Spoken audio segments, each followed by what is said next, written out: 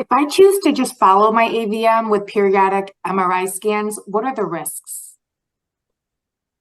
So this question comes up because some patients choose not to treat their AVM, even if the medical recommendation is to treat.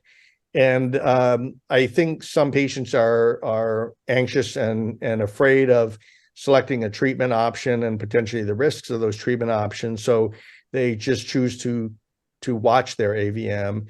And I think it's important to understand that watching the AVM is not risk-free, meaning that the main risk to a patient if they watch the AVM is that the AVM hemorrhages and bleeds.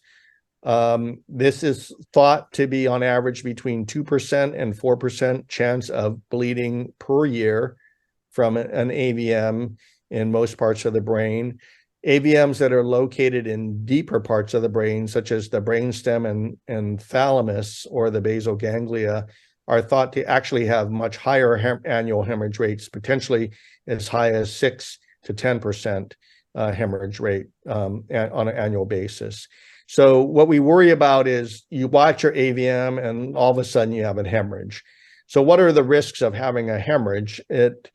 The risks are highly variable, and it depends upon really the size of the hemorrhage, the location of the hemorrhage, and what kind of shape the patient is in, both before and after the hemorrhage. What we do know is if we look at averages, we see that if an AVM bleeds, they're across the board with all patients put together, there's an average mortality rate of about 15% per bleed. And the risk of a permanent neurologic deficit from an AVM hemorrhage can be as high as 25%. So you have a 15% mortality and up to a 25% chance of a permanent neurologic deficit from a hemorrhage. So that's about 40%.